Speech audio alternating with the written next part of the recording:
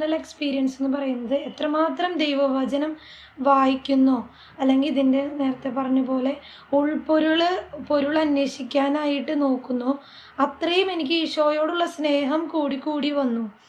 ഈശോ ഇങ്ങനെ ചെയ്തൂലേ, ഈശോ എനിക്ക് വേണ്ടി മനുഷ്യനായില്ലേ, ഈശോ പരിശുദ്ധ അമ്മയിൽ നിന്ന് ജനിച്ചു, പരിശുദ്ധ അമ്മയുടെ കൂടെ വളർന്ന് എനിക്ക് കാണിച്ചു തന്നു, മാതൃക കാണിച്ചു തന്നു.